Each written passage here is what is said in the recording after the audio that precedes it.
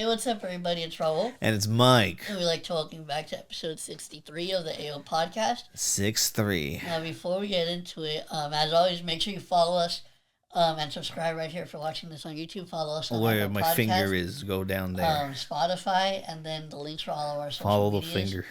are down in the description. Mm-hmm. Now, so we're gonna get, you can see the title, so we're gonna get into some, like, two pretty fucking interesting side by, like, when you put them side by side. I forgot I didn't comb my hair, so I look like I just created like a creature of some kind. but when you fucking put these movies side to side, like, it's two movies that you never fucking go like, hey, like, maybe we should review this movie and this movie. And at the same time, because it clears out, I think the Dr. Caligula and Dear Evan Hansen one is a little random as well. I think that was speaking of movies that so feel like Dear Evan Hansen. So it looks like the trend fucking continues.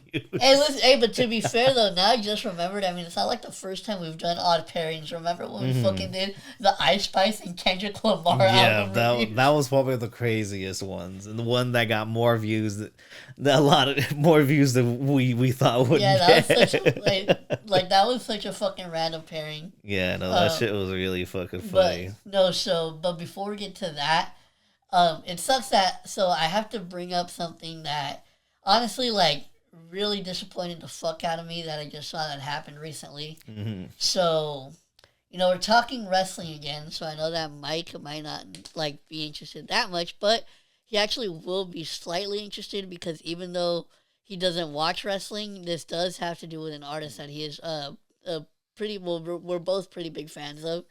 And I'm, of course, talking about the situation that happened recently between WWE and the rapper West Side Gun. So for those of you that who was don't major. know, for those of you who don't know, West Side Gun, obviously is a part of Griselda. But even if you've never heard his music, just simply by looking at some of his album covers and some of even just the titles of some of his songs, it's fairly obvious that he is a really big wrestling fan, and WWE specifically. Hence, like, the numerous, countless references that he's made in his songs to WWE. Well, this past, I don't know how long ago it was, but recently, they were doing a taping of Monday Night Raw in Buffalo, New York, I believe. And West Side Gun, who has been attending shows, for a long time now, and not only that, but especially nowadays, the seats that he gets, I'm sure, aren't fucking cheap. So he was at the show, and literally right as the show started, somebody who works for WWE actually came over and informed him that he had to leave. So he essentially got kicked out, and I don't think he was given a reason. And then after that, he took to Twitter to post about the situation. And not only that, but then you further find out that WWE has also sent him a cease and desist letter, which basically is threatening him to take off all either images or references that he's made to them in his music. Mm. So that's fucking crazy. So since West Side Gun posted that, to me, in my theory, in my head, is that they recognized who he was when they saw him at the show. And chances are that that's part of the reason why he got kicked out, because they were planning on sending a cease and desist about, the album covers or the album titles of the songs or references that he's made. But, the thing that sucks about this is West Side Gun, this is a really long post. But he basically went on to explain how he's been a fucking WWE fan since he was a kid. And, obviously now he's gotten to a place in his life where he has enough money to be able to go and experience these shows live. And the reason why it got to me so much, I think, is because somebody who also grew up a big fan of wrestling and WWE specifically, I couldn't imagine, supporting something for so long and finally getting into a place in my life where I can go be a part of these events only to be told that I have to leave And not only that, but like all the homages that I've paid to something that I loved for so long now is saying that I can't do that. It's just it struck me just because, like I said, it's just something that I can really relate to what West Side Gun must be feeling as somebody who is also a huge WWE fan, and not only this, but just some other little things that have been happening with concerns to WWE. More specifically, the new management that they're under has just really rubbed me the wrong way. And as somebody who had been a fan of it as a kid, and I think somewhere in between like high school, I kind of got out of it. And West Side Gun and Griselda actually were a very big reason why I even fucking started watching it again, because I would listen to all the references that they would make in their music, and I was like, oh yeah, like wrestling was kind of cool back then. Like let me see what's up with it now, and that's a part of the reason why I even started watching it again. So it's just the fact that they went out of their way to do this when it was just really not fucking necessary and not cool.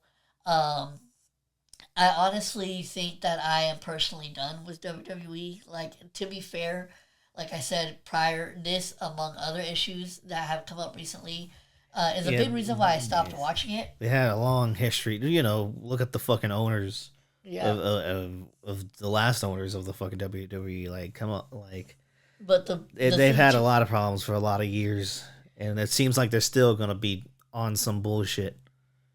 Yeah. Well, I mean, it's different. It's different in the sense that like the old owner was just a fucking pervert that had a lot of money. This is just like it's because it's like different types of things because they got bought by a corporation. Yeah. By a company called TKO, which also owns the UFC, by the way. But so they own a lot of major fighting shit. Yeah, except boxing. But basically, they're like they're moving in a very fucking slimy and greedy and corporate direction. And as somebody, like I said, I grew up a fan of WWE. I'm really worried as to the future of that company, because I don't know. Like, obviously, not from a financial standpoint, because they're gonna be making fucking boatloads of fucking money. That's a guarantee. But I'm saying just like morally and ethically, I don't know where that company's gonna go forward, but just even with the content too, it's just like just with the West Side Gun shit specifically, it just kind of made me realize that I think I'm just kind of over WWE, and that's just nothing to do with wrestling itself, but it's just simply I can't really get behind the new company that they're under. I really do not like some of the choices that they've been making. So I just wanted to address that because it was something. No, it's really crazy. When I saw that, I was like, and especially with the cease and desist, a lot of songs are getting be taken or have already been taken down on streaming. The Heels Have Eyes is the most recent one. You had to fucking change the cover like last minute. Yeah, no, and like by the way, great albums this year. He's been putting out some really incredible work. Not only that, the artwork he does use really does express his art really well, his art himself. So it's sad that a lot of this shit's going to be taken down streaming if he doesn't comply, and that's why physical media does matter, so we can help preserve the original visions of those. So so I mean, I'm totally on West Side Gun's side on this one. Honestly, fuck WWE, man. I just can't rock with what they're starting to become. But luckily, like West Side Gun did say also in his post, he actually has his own fucking wrestling company, which is really dope. But not only that, there are a shit ton of other wrestling companies you guys can go out there and support. Like, don't think that you just have to watch one. It's not the only one. Yeah, like there's other way better stuff, and arguably now, in my opinion, that it's out there. But yeah, just something that was just really not fucking cool, and it was really disappointing to see. No, I saw that tweet. I'm like, oh, I didn't know it was this crazy. And I looked into it. I was like, yeah, that's crazy. But speaking of fucking crazy, do you have another topic, or you want to just go straight into what we just watched? We're gonna get into a movie that crazy we legit haven't fucking seen since high school. English class, fourth period, So, and that was an experience in itself. But the movie itself, rewatching it, movie's Cyberbully. ABC Family original. Let's just say our opinions didn't change. Starring Emily Osment. You know. Hey, Hannah Montana's BFF. Yeah. You ever watched that show? I feel sorry for you. Anyways, yeah, and I feel sorry for you if you had to watch this in a fucking classroom. Because one, this is fucking terrible. Two, I bet it was fucking awesome though to roast the fuck out. Like when we watched this in the fucking classroom, bro. Listen, what made this slightly better the first time we watched it was the fucking class commentary. That shit was iconic. And then just like, and then we watching it now. It's just a lot of stupid things in here. There's a lot. Yeah, like I said, our opinions of this movie did not change. You know, I originally wanted to do this for a certain awareness month, but then you were like, "That's really fucked up. I would do it, but I want to do it now." Yeah, like I was totally down with the idea, but I was like, you know what? I don't want to wait. You were like, "No, fuck that. I want to do that for a double review for the wildest combo for a double review I think I've ever seen." So basically, far. Just kind of to break it down real quick, for those of you who might have never heard of this movie, be like, what is this Cyberbully? It's essentially just a movie where Emily Osment's character is like a typical fucking teenager, going to a high school, and she starts to get bullied by like the mean girls. And she gets a laptop for her birthday, and then she starts getting cyberbullied. Yeah. By her fucking best friend that's catfishing her. That's spoiler! Spoiler alert! I don't give a fuck about spoilers. Spoiler alert, what do you mean? This is a critical, this is a drama. This is a dramatic film. Fucking drama. Listen, this movie fucking sucks. I don't care about spoiling it. The fucking Hakuna Matata ass fucking saying. I had to make something to make you stop. But no, But we know, and we got blazed watching this movie. Obviously, we had to. We had to. Terrible fun. Like even you said something that was very fucking true. Which if this movie would have come out nowadays, this totally would have been a fucking Tubi original. No, it's a lot of shots here that really look like the lesbian homie, the Tubi original on here. Like you said, if it would have been better if it had like a black guy in the background going. Yeah, like when she finds out it's your friend, it's fucking damn. Like it would have been way more engaging because it looks like a student film. It looks like it was, for 2011. It's decent, I guess, but I don't know. It's too gray. It's very gray for my eyes. But not to mention this writing is really bad. I don't like the Facebook knockoff on here, and it's questions, very invasive questions. It's not even a Facebook knockoff. Now that I realize it's just a fucking knockoff. I don't even know that app's still around with that because it's called Clicksters. It's just a fucking ripoff of Flickster. Yeah. They couldn't think they had enough money for Facebook, but Clicksters they want to use a different name for that. Like she had a fucking Xbox laptop. I know, that was the craziest thing to see. I'm like, okay, alright, this mom doesn't know shit, and the brother's a dick, he's the little brother, he's a little rascal. Like, fuck, she got the gaming PC. Yeah. How am I supposed to play League of Legends and say slurs online? And he was he was probably the kid that was saying no, oh yeah, he looked like a couple people we know. Yeah.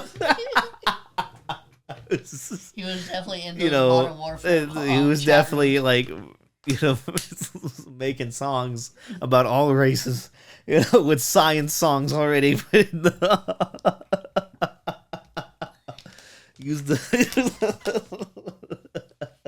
But this movie fucking sucks, man. Yeah, so basically, like, it all centers around she starts liking this guy. One of her friends thinks that he's a jerk, and so to prove to her that there's better guys out there, she decides to make a fake profile to catfish her best friend into like falling in love with a romantic dude. But then when the guy that's a jerk asks her to the prom, she says yes, so the friend gets pissed off. And she fucking goes online as the fake guy. Yeah. And she tells them that she had sex with her friend. Yeah. And that the friend gave her an STD. And by the way, this is all like, you don't know. Honestly, a lot of people are like, oh, that's a good plot twist, which is not really. But like, it's funny how much of a dick these main two characters are. Like, just average white kid. Also, wait. Real quick, I just wanted to point this out. So for those of you who might be like, oh, like feeling bad for the fucking main character, let me tell you, she does not help her case at all in this fucking movie. No, like, she's like really by the mean. end of it, by the point where she like actually tries to, unalive herself. Yeah. I was kind of like, you know what? Yeah, first of all, she didn't lock the doors or anything like that. Just like pure, like, no. When she did to her fucking friend, I was like, you know what, like, you're kind of fucking not awful. only that, when the gay dude in front of her is like, I know how you feel. I get called mean stuff all the time. Yeah, she knows like I get called gay and stuff, and she's like, yeah, but you're fucking gay. He's like, yeah, it's true. Like, what they're telling me is not. She didn't say it like that, but I mean, it was implied. And that's the context. That's the goal of the text in that scene, which I think, yeah, no, fuck her, I guess. And then another nonsensical scene. So when the guy that she likes, so it's her birthday in the class. This is not gonna be a concise review of Cyberbully. Like picking apart this movie. Because there's a lot of scenes in here that are fucking funny. But shout out to the screenwriter, I love them. So there's a scene made a really entertaining movie where the fucking the teacher like acknowledges that it's her birthday, and so the fucking gay kid like tells her happy birthday first, but then the guy that she likes like taps her on the shoulder and he's like, hey, it's for Dad's birthday too. Oh yeah. Like, who gives a fuck? It's like, I don't give a fuck. Why you gotta make it about your dad? Fuck you. Yeah, fuck you and your dad. Like, that was so fucking what an icebreaker that is. Like a lot of okay. A lot of great icebreakers in this movie. By the way, let me just say that dude who's like supposed to be like her crush has some of the most unnecessary fucking dialogue I think in the whole movie. Like when he fucking first like meets her outside the school and he's like he's like read your blog post. You're a good writer. Like, you know what you need? A fucking bikini pic. And then he just like drives off in his car. Like, don't think the laugh was there. Yeah, I might have added that. He's like, and goes in his car. Laughing like a One Piece character. But stupid, man. So there was like just very unnecessary dialogue like throughout this whole movie. No, it's really bad dialogue, and it's like the one where it's like, am I supposed to be the lard or the dog phase? Yeah. He's like, well, I'm a little fat. Insults in this fucking yeah, these are fuking Disney Channel. This is ABC Family, sure, but you know, you could up the ante. You know, she fucking first walks up there and like, she's like, my little brother wears shoes like that. He's 10. I'm just like, have you seen what fucking kids will wear? Like, kids at that age wear fucking Jordans. Like, like, you telling me my fucking little brother, your little brother, your little brother wearing Vans right now? Yeah, no shit. It's all the same shoe company, you fucking dork. Oh yeah, just, like some of the insults that you just had. But with the dog face one, it's like, oh, you're gonna be the dog face all your life, and then she does the most awkward bark I've ever heard out of a human. Unnecessary dialogue. I don't know why they felt the need to add that. You know, I'm just like, okay, that's a choice, and I blame it mostly on directors with that. I'm like, you could have cut that shit out. You know, yeah, sure. Just sometimes, you know, actors do that, but you know, you're in the editing, man. You could just cut shit out. That's it. You could just cut. You don't need that. That wasn't necessary at all. And a lot of this movie is really unnecessary. Like too. Literally, this is just a fucking movie about like a giant PSA, basically. But it's PSA. Also literally a movie just about fake fucking friends. Yeah, no, everybody's a dick here, bro. Like, when the best, the other girl show. Like when when she first does when the main chick first gets started calling the slut, right? Mm-hmm. One of her best friends is just like, like, why the fuck are they calling you a slut? Like, now they're calling me a slut like, too. Oh, you're so fucking annoying. Get away from me. He's like, I know your whole situation, but now it's really affecting me and my image. Fuck you, friend. Like, nah, bro. And then when Emily Osment tells the fucking who looks like Jessie from the show, I don't know who the fuck that girl, like that actress is, but she looks like fucking Jessie from Jessie, you know, and from Sweet Life on Deck. But like, it's just like one? the one that starts getting called a slut first, like the best friend. You know, the one that does the catfish. Yeah, like she looks like somebody from those Disney Channel shows. She looks like they all look like they're from Disney Channel. Even the mom, who looks like I can see what you're saying. 5 different fucking like white actresses in one. I'm just like, I don't. You look like this one scene. You look like the other one scene. You know, I was like, you're hurting my mind.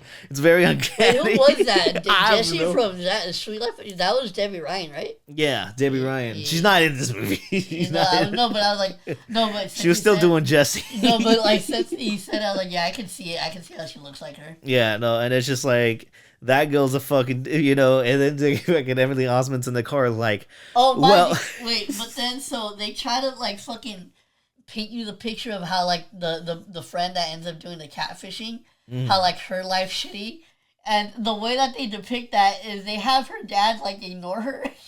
Yeah. Yeah. And that's it. It's like there's the issues right there. Like, there's no other context. She doesn't have a dad that's there to support her. That's the issue here. All right. It always got to be the issue in these fucking types of movies. He's fucking there. We know fucking motherfuckers who never fucking met their dad. Like, damn, at least he's fucking there, and he's probably at work. You know, he's at least a support of the family. You know, we have friends that we make fun of for not having dads. Like, come on, God y'all. Damn, I was gonna say, fuck you. We don't do that. Maybe you. What the fuck? Don't try to pull me into your fuckery.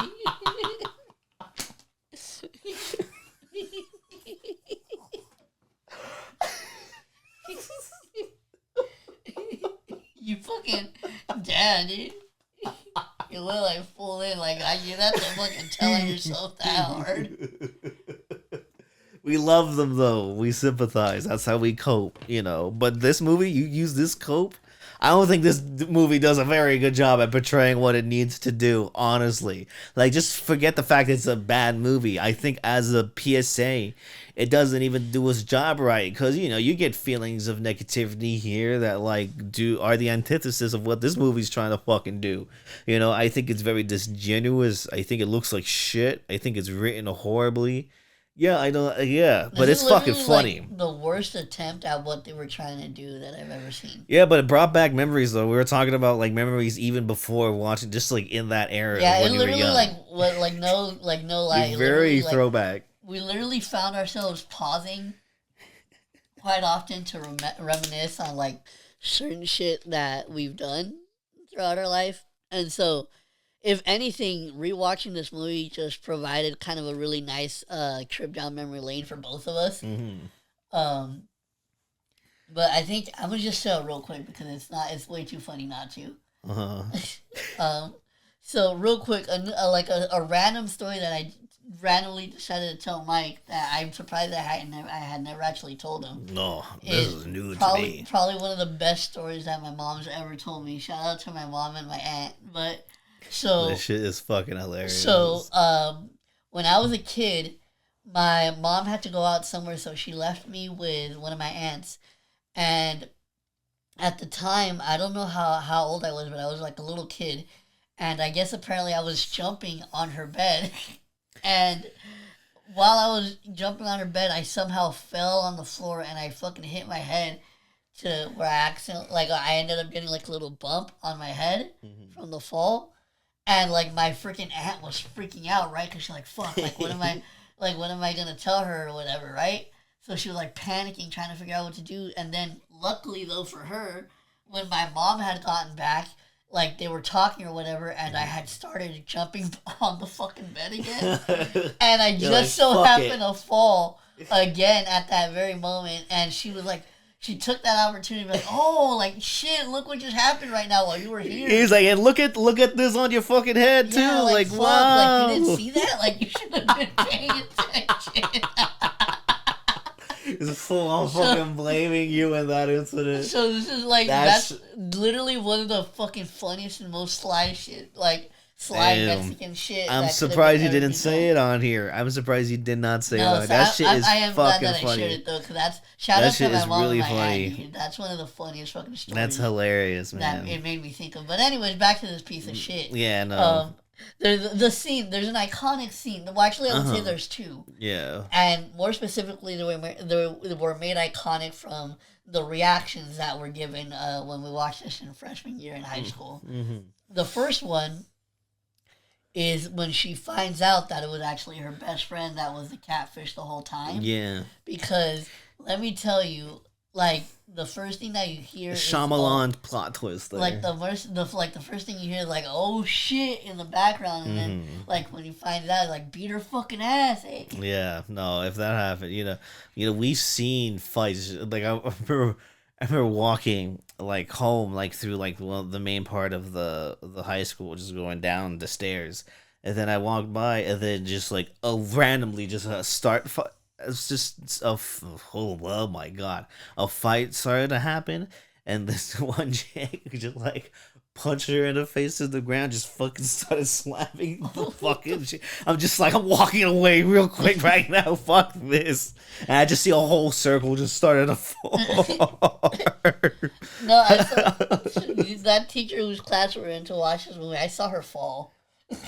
Oh yeah, that's brutal. That's brutal. And I didn't know what to do. Like, I just kind of walked past it. Yeah. Because I'm pretty sure I was the first to see it. Because like I was exiting on the side. Yeah. And they had like a little side door that was kind of going into the office, like next to the counselors area. Yeah. And the classroom was very close to that area. There was like a little stone step thing in between, right? Yeah. And she fucking just, and it was like some of those stairs are fucking stupid. And it was one of the slowest falls I've ever seen. Oh my god, I know who you're talking about too. That's I can't even imagine it. I had just left the class, so I just had to walk. I can't even imagine that, man. It was like, fuck you, you're watching this piece of shit now. Learn about cyberbullying. This is what y'all are doing, and then, no one took it seriously. No, so that was one of the first iconic scenes when she finds out. And then second is, as Michael was referring to earlier, they all get concerned for her because she posted an alarming video. Mm-hmm. So the friend, while she was having a mental breakdown, she had time to put her. She was like, "Oh, I need to put my hair up real quick." I was like, "Okay, that's a choice. That's a choice." But so then the best friend and the really mom weird how try they did it. Or they race over with paramedics already, to the house, and they go up the stairs to find her in the bathroom with the door not locked. Neither doors are locked. She didn't prepare any of this. A lot of people were kind of mad in that class. He was like, "Bro, how'd she?" That was like when you want to die, kind of, but not really. Yeah, that was her vibe. That was her vibe. Because then immediately she couldn't fully commit. The first thing she fucking does. It's so fucked up. We don't condone it. We don't condone it. When they fucking open the door and she's like, I can't get the cap off. No, I was like, brother. That was probably. I think that's like the worst line that they could have put in this movie because it's like, I don't understand why she had to ask for help. Like, you think that they're gonna just open the cap for you and be like, you know what, here you go. It's also like a number one rule in writing, just in general, is just show, don't tell. Yeah, that's you could have just shown her just trying to get the cap off. Yeah, you did not need her to say that word. Shit, we know what a fucking dog sounds like. Why do you have to add the bark?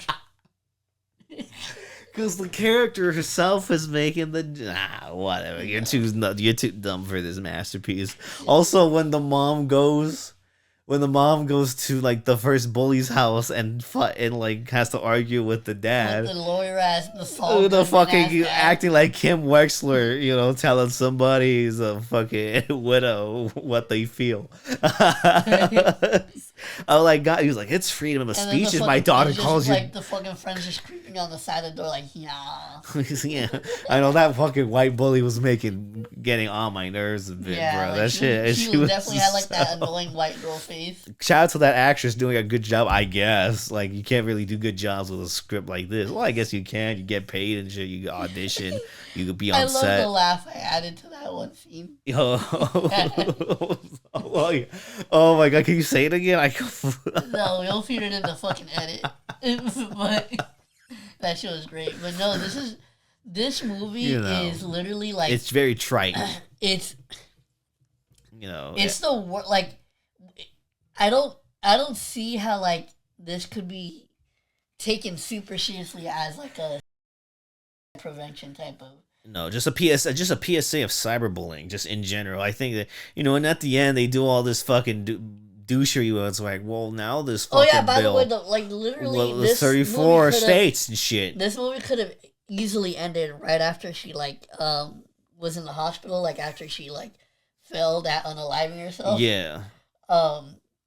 Like that, because literally that could have been more ominous and ambiguous. It could have been both hopeful. And also, not to mention the rest of the movies, like you said, is just a fucking giant PSA at that point. Yeah, he's like, well, if you do this and you can't feel this, and every character's like, whoa, literally Dear Evan Hansen type shit. Bro, the fucking cafeteria scene. Bro, just like, he's like, yeah, you're being mean. Yeah, you too. Yeah. Well, wow. And then everyone starts clapping. Wow. Okay. All right. Oh my god. Oh my god. High School Musical is better than this. High School Musical. And you said which one's better? Dear Evan Hansen or Cyberbully? No, you know what? If this is the only time I think I would ever say this, but if there were to be somebody please make a musical version of Cyberbully, and then maybe I might like it a little bit better. Like, I can't take the cap.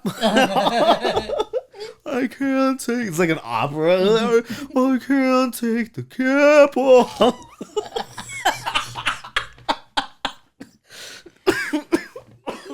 Oh. No, yeah, but this one was. Oh my god! I just got hit with a high that made me like slow down a bit. Hold on. I'm gonna edit this. Hold on. I'll edit this. I'm gonna edit this.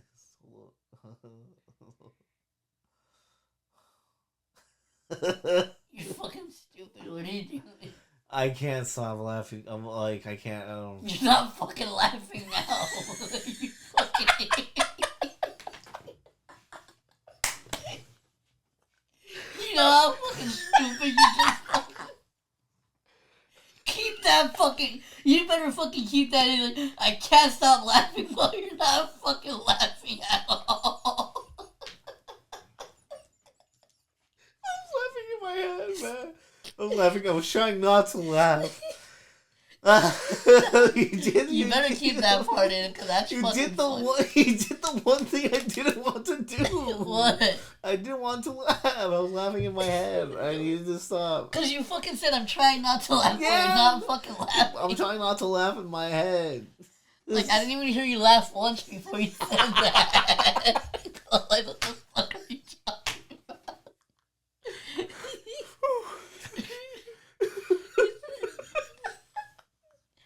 See, this is why we can't edit some stuff out, because some of it's fucking gold. Oh, I can't stop laughing. Then fuck you, I'll talk then, bitch. Oh, my body just shut down. Like, I don't know what the fuck. I don't know if it was like the high come down, oh man, I don't know what the fuck that was. You can cut like the first few seconds of being like, hold up, but you better keep that other part man. Hold on, I can't stop laughing. That's such a funny. No, but yeah, this movie fucking sucked, and my opinion of it hasn't changed since high school. If anything, I think it's gotten worse. It's way worse. It's definitely way worse. If anything, it's like way more corny and bad to me now. But no, like this one, if you want like a good laugh. Yeah, the opposite of what it's trying to do. If you're infected by it, both in a positive and negative way, leave a comment down below and let us know. It's just so bad. Let's talk about this movie in the comments, y'all. Yeah, but now on to a movie that we have split opinions about for very different reasons. Yeah, oh my god, bro. Mike's been waiting for this. I haven't been waiting. The reason why I've been waiting is because I want them to hear why you like this movie. Yeah, so we're going to be talking about Guillermo Del Toro's newest movie, Frankenstein. Which was in theaters, but then dropped everywhere on Netflix. Mm-hmm. One that I've been waiting for years. Del Toro is one of my favorite directors. Pan's Labyrinth, Shape of Water, Hellboy, Devil's Backbone, Pacific Rim. Last movie, Pinocchio, was fucking incredible. I love that movie so fucking much. Oh, and then Nightmare Alley, I think is pretty underrated. So I've been Even though I've never seen excited about this. I don't know why, but every time I think of it, even though I've never watched it, I kind of dub The Shape of Water the unofficial like reimagining of the creature from the Black Lagoon. It basically is, but like it's very sexy, and you see fish fuck, but it's fucking beautiful. I fucking love that movie so much. But he makes he's is beautiful. In that movie, yeah. Well, in that movie, yeah. I don't want. Fuck. I'm leaving that. Somebody's gonna fucking clip that. It's gonna be a fucking clip. But he's made very varied and different and unique movies. So, and he's very popular in the film culture and all that shit. And this is a book he's been wanting to adapt since he was like a fucking kid and shit. No, yeah, I was mainly just excited because I was super happy with the Nosferatu reimagining that we got last year. Then I was very fucking disappointed with the Wolfman movie. Oh yeah, I keep forgetting about that movie. Yeah. So I was like curious about this one because it actually looked, from what I had seen prior to it dropping, it looked really good. So I was like, you know what? Let me check it out now that it's on Netflix. And you know what? I actually really enjoyed this movie. Flat out, I'll tell you. Spoilers. In the beginning, or I'll mention my scores now.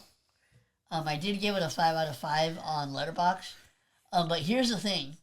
Once we get into it, you'll find out it's not necessarily for the reasons that you might think. But the worst reasons I think I've ever heard. But on the other hand, Mike, what did you think about it? This might be more. I mean, Twitter hates everything. I've been seeing hate to Twitter, but I'm like, fuck Twitter, because Twitter's a bunch of fucking miserable, unemployed people like me. So I don't listen to them. So but I was very excited for this. I watched it. I didn't like it. I didn't like it at all. Maybe a hot take in my circle for sure. A lot of my cinema friends love this movie. But for me, I don't know. I thought it was a very basic take on the material. And as a movie, I thought it was clunky. My favorite part though is Jacob Elordi as the creature though. I think he's fucking incredible here. And also Mia Goth, I thought, who I find a little annoying sometimes, but like I think she was really good here. I wish what's crazy? I feel like she's one of those faces that I'm starting to recognize. Because as soon as I saw her, I knew that was her immediately. Yeah, it's Pearl and shit, and those fucking mid-ass movies and shit. But like, no, I thought she was great. I thought Lordy was great. I thought Maxine was such a fucking travesty. Yeah.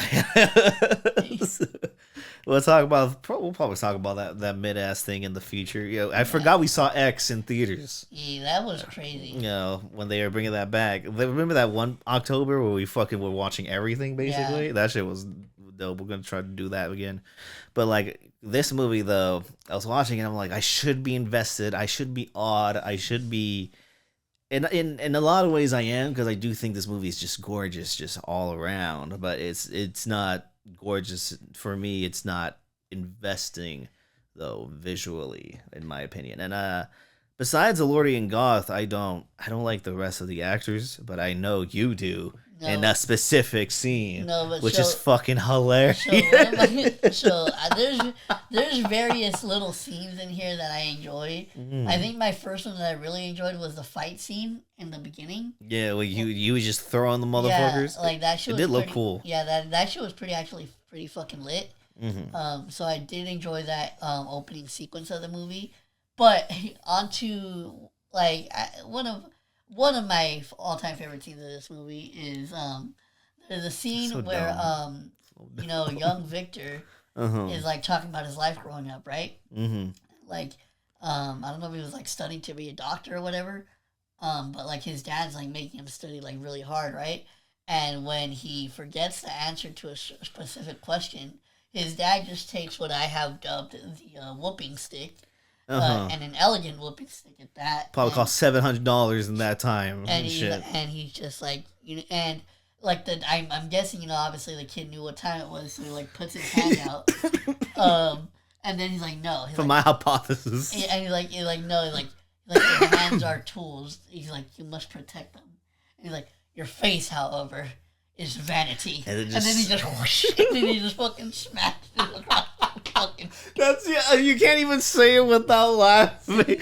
You're like, this man is abusing his son, and you're like, That's just fucking no. I was fucking telling you, bro. Like I'm gonna look on Etsy right now and see if there's like a fucking replica of that shit. Cause this movie is like Frankenstein wanted me to invest in the whooping stick. Great, I'm glad you got that out the front. You gave this a 5 out of 5. Whooping stick, bro. That's one of my favorite fucking. Like, I want to fucking tell that shit to people. Like, your fucking face is vanity. Like, you know, for you, a lot of this dialogue sometimes is like very, you know, very just memorable to you. Which is good. So that was just, I don't know what it was. There's something about that scene just really stuck with me. Oh man, I wish I felt that. But then another scene that I thought corny.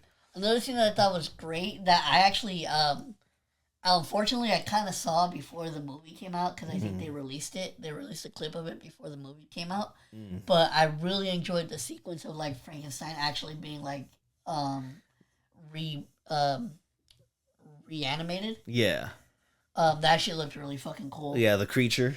Yeah. Yeah, so it's just like and then like you have all that side story where like Christoph Waltz, the like dude who has like the disease that's a kill him, and then like he fucking falls like from the very tall part of the fucking building and shit. Yeah. And he falls down. He just fucking dies. Yeah, it's just like, okay, I guess he's gone for now, but like the gore and the practical effects, you know, it's a Del Toro movie. They look fucking dope. They look fucking great, and I love how much, you know, the creature itself looks like something from outer space and shit, because you know people are like, oh, it's inspired by the 2012 movie Prometheus. Well, what do you think Prometheus is inspired by? Fucking Frankenstein, aka the American Prometheus. Hey, so maybe I was like kind of slow on this, but was he trying to have an affair with the Mia Goth? Who, the creature? No, the brother. The brother. Victor, yeah. He's trying to, you know. He liked her a lot, yeah. So I remember, like, they were at dinner, like, at one point, I was like, what the fuck? I thought that was an interesting choice, but, like, I didn't think it really pulled through for me, you know. And I've also read the book, by the way. You know, I was so excited about this movie, I read the book, you know. So, you know, and in the book, it's his wife, you know. Oh. Oscar's actually his wife. I don't know why, you know, they made it more about daddy issues in this version, which I'm like, oh, okay. It was like, I didn't expect that at all, but it visually looked great. And Lordy going to the creature, the part in the forest, I love that part. That's probably my favorite part in the movie, where he runs and is the spirit of the forest and shit. Yeah. With the blind dude. And then that also comes with one of your other favorites. So basically, just a quick rundown of the movie. Like, obviously, he's born. Fucking Victor keeps him in a fucking dungeon, pretty much. Yeah. And he starts to become a dick. So then he like tries to. He's such a dick. He fucking tries to burn the whole fucking castle down. Yeah. But somehow Frankenstein survives, and you know, obviously being shunned from the world, he like goes to hide, and he finds shelter in like this little farmhouse. Mm-hmm. Which is one of my favorite passages in the book of all time, like with him in the forest. Yeah, and so basically, he starts to kind of like get acquainted with the family that lives there. Mm-hmm. And especially the old man that lives there. And like it's through like learning stuff. Like he kind of like, I guess he essentially learns how to talk. And because he reads the books to the blind man. Yeah, and so there's a scene where he like I don't know what happens, but like the family like leaves the old man by himself. Yeah. So. And then he went away too to find the Victor thing, and then when he came back, the door was just open. And no, wait. No, I'm saying like when he first gets there, and then he like he first meets the old man. Mm-hmm. Like basically was scared because he didn't know if the old man was gonna like reject him. Yeah. But then that's when the old man like obviously offers his kindness, and that's when he learns to read and shit. Yeah. But then we get to a scene where I would argue has very similar aspects. You would argue it? Like it was 10 toes down. You would argue this. What's your analysis, Professor Montanero? I'm not using your real names. Random ass fucking last name. But no, but fucking so the scene is you know, he like Frankenstein go out for a bit, and the creature. Yeah, well, fucking, it's Frankenstein. It's Frankenstein's creature. It's Frankenstein's the fucking doctor. They said it in the movie. I don't know if it's Frankenstein. It's called Frankenstein. Fucking Frankenstein's about the fucking doctor. No, and then the creature. He is Sonny, so he's fucking Frankenstein Jr. There, you like that better? Yeah, fine, whatever. Yeah, that I'll accept. Keep going. So Frankenstein Jr. fucking goes. And it sucks that this movie does, the main thing is daddy issues, so you're fucking right in the money to say that. So fucking Frankenstein Jr. like fucking comes back to find like wolves fucking up the old man. So he fucking goes beast mode and he starts fucking attacking the wolves. Mm-hmm. And so, here's my thing. If y'all have ever seen the classic film, which is known as the Barnyard movie, there's a very similar scene where Otis's dad goes into a hen house to protect the hen from some wolves.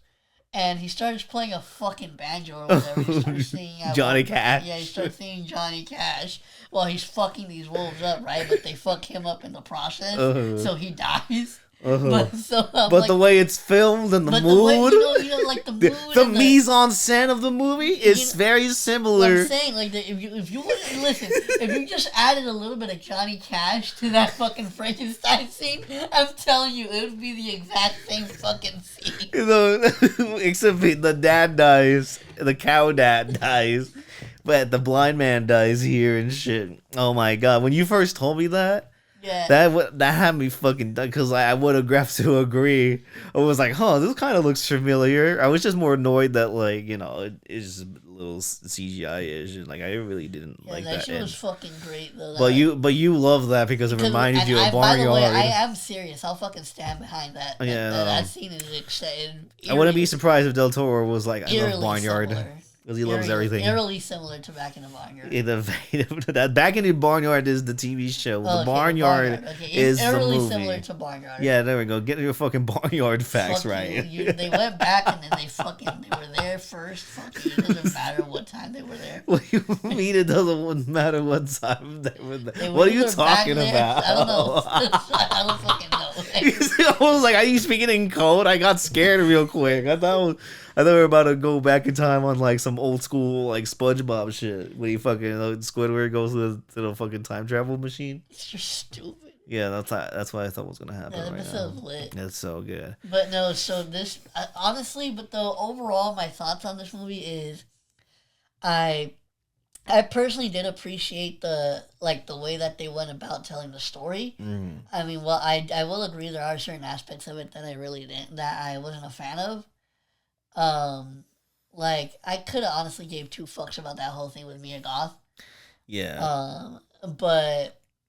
I feel like that whole affair part wasn't necessary, especially when you find out that she kind of starts feeling sympathy towards Frankenstein Jr. Yeah. So it's I feel like that whole scene was very unnecessary because it's you're gonna have that anyways. So it's why do you have to develop that romantic tension between her and Victor? And not only that, it's it works better because in the book Frankenstein marries that Elizabeth, and the original Elizabeth is much more close to him, and also the way it ends, the creature, I think I like the way they approach the creature here, but the creature in the book is so he's much more intelligent. He's intelligent, basically soup. He knows how to scheme and connive. He's he does some horrible things in the book, which I think they made the creature here very sympathetic towards too.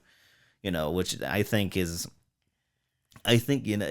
dissolves to a simplicity that I'm not really a fond of, because Frankenstein, even the original one, has some certain parts where it's whoa, okay, that's really moody and dark, and I really like that.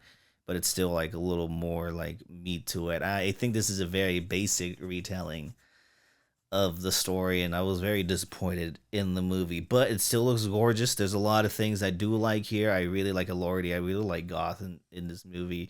I think visually it's satisfying. There's scenes in here that I really do like when he's putting the bodies together, when he's looking through all the body. Like, it's a pretty gory movie, and I do appreciate that. But also at the same time, I do think that, like, that takes more of a front to what to the source material and this take on the source material. And even just as a movie, I felt like it was a little like that affair shit, adding the brother into it, having some very corny lines that I was like, what? Even for Del Toro standards, I think these are like there's some really bad lines in this movie. And sometimes the movie's gorgeous, sometimes it looks like Wicked. It's just, a lot of people are not going to be happy with that opinion, but it is what it is. But there's a lot of things here I do like. It's just clouded by, as a fan of the book, it's very simplistic takes on these, especially for a filmmaker that can be as complex as Del Toro. But also, just as a movie, I think it's a little bit of a slog and a little bit of a basic approach with the script. And that's why I'm giving it a 5 out of 10. It's still, like, I think as an average movie, I don't like it. Now that I rethink of it, I might change that and give it like a 4. Just because I don't think it was I like it, but I don't think it's worth a 5 now that I'm looking back on it. It needed more barnyard-esque scenes in it. I'm telling you, if it would have added Johnny Cash, bro. If it would have, the 5 would have been certified. If it had the whole wolf battle at the end too, where everyone starts joining. If it's more like the show too, it should have been a combination of Frankenstein and Barnyard. Where all the characters are cows. Stupid as fuck. No, but if they would have just added if they would have just added Johnny Cash to that wolf scene, it would have been a 10 out of 10 easily. Then I would have been perfectly fine with giving it a 5. But no, now that I'm kind of thinking about it now, I feel like I might have to drop it down to a 4. But overall, I still enjoyed it. But I just hot take Mike today. Yeah. Usually I don't have the hot takes. Yeah. But like I said, I will fight anybody that thinks that my comparison is wrong in any way. It's better than my comparison to Barnyard to Popol Vuh. The fucking the fuck? We're like the fucking animal. Oh my god, I'm not even gonna go into that. This is the Mayan Bible, basically. There's some shit in there that's crazy. There's some shit in there where I was like, that's Barnyard. So as you can see, Barnyard is a vast array of inspirations. So who knows?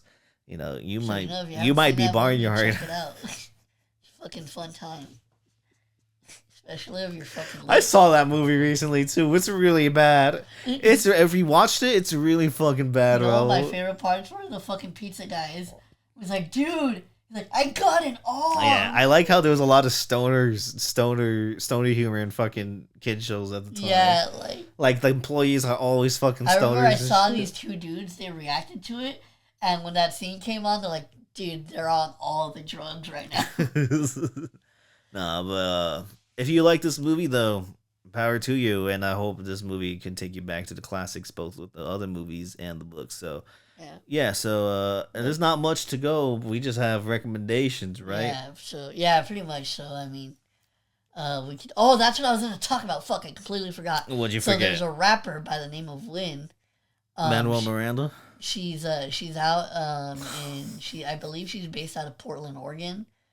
Now here's the thing. I forgot we were going to talk about this. So she's a white female rapper, like I said, from Portland, Oregon, and I just done a lot of major features as well. I randomly came across her when she, I think it was one of her freestyles that she posted on her Instagram, or no, I think it was somebody shared it. It was her Twitter. I think that's where I found that video. Somebody had reposted it. And I watched it, and I'm like, yeah, she actually sounds kind of nice. So, granted, I haven't actually gone and listened to, some of her music, but I've mainly seen, her freestyles online. And she can spit. Yeah, she's actually very fucking dope with the pen. Especially, I will say that I think she... I would go on a limb and say that she could probably out-rap, main female rappers right now. So I do think that her pen's really good. However, we do have a case where I did do a little bit of research just because I really didn't know that much about her. She a soul teen. So I mean, I just kind of wanted to get an idea for like her background and where she came from, and so I was kind of under the impression that she might have had like a similar Eminem type of just white background. trash, just fucking like gutter of the gutter type shit. Yeah, and so like I was surprised to find out that it was actually a complete opposite. Like she actually like had a pretty decent life. The only thing that I could really find is that she like felt like an outcast in her community. Yeah. So she kind of started to gravitate towards hip hop, and I guess according to her, like that gave her kind of like a broader perspective of the world, and not which just, is good. and not just kind of like the white bubble that she was in before. Yeah. So in those aspects, it's good, and obviously she is really talented when it comes to rapping. But the thing that kind of like made me she does a lot of just a couple freestyles recently where it's like, oh, I don't like the way. There's a lot of people that were like, I don't like the way she's rapping right now because it's very similar to how Iggy Azalea's taking accents, or even Drake taking accents from other places and just putting them in the thing. You know, I think a lot of people, because I've seen some controversy on her before, where it's like she hopped on the peekaboo beat, and a lot of people were not like vibing with how she was like flowing on the song. So I have seen her name from time to time, but she is like a very good rapper. Like, well, I think technically, like, yes, she is talented. The thing to me is I feel like, I don't like.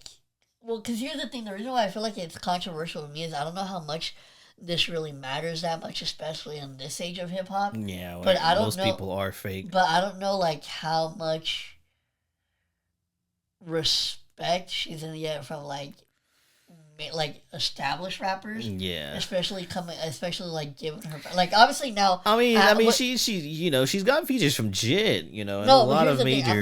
Listen, but I'm not saying that like she has to obviously like you don't have to have like a super rough background to be like talented or like to be talented in something. Yeah. But it is gonna be kind of like I feel like people are gonna kind of give you a side eye when like especially when you're like rapping with artists that obviously have been through some shit. It's like when Eminem came out, where it's like, oh, I like before even when people knowing his background, like, oh, I don't know, white boy, you gotta fucking. Can you rap? And then he did that. So I think it's just like more fuel. As a rapper, this is more fuel for you. No, but I mean, that's kind of different because I mean, she can't change her background. No, but that means she gotta be she gotta be really good at the pen, though. I think, like you said, I think it's just like, okay, but look at me as an artist. I think that's the approach she has to go. Yeah, like that. The thing is, like, I feel like it's because it is hip hop mainly. Like, because she decided to get into this genre specifically. Yeah. I feel like that's why it's going to be kind of like a little bit of a slippery slope for her. Yeah. Not obviously that, like, obviously she's talented, so she could make it off of her talent, but, like, the credibility aspect of it is, like, kind of where I feel like people are going to kind of... People are going to shade her for. Yeah, which is understandable, but if the talent's there. But, I do see the controversy in it. I do think there's like, because white rappers in recent age, so that's why kind of fucking suck sometimes. That's why that's one of the main reasons why I decided to even look into her in the first place. Even rappers in general these days suck. I wanted to be like, all right, I know she's dope, but I mean, I kind of want to get an idea for like where she comes from and all that stuff. And it's like, and she just got to put that in music, know.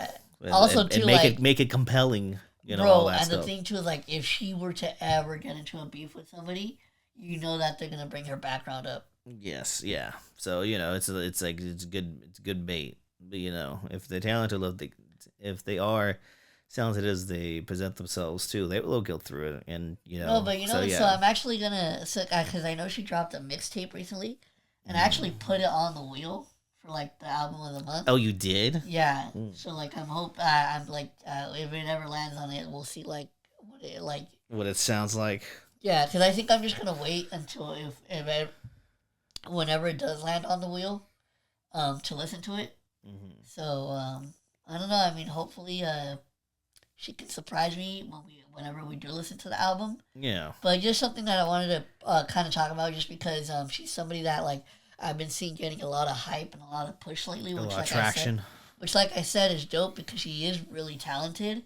It's just like I don't know, like when it comes to the credibility, white girl, you got spit white girl. There might be like a little issue down the line, but who knows? You got spit white girl. God damn it! So we'll see what fucking happens. But now on to our recommendations. I am tired. I just realized what I said right now. Whatever, it's fine. What the fuck did you say? You're tired? Yeah.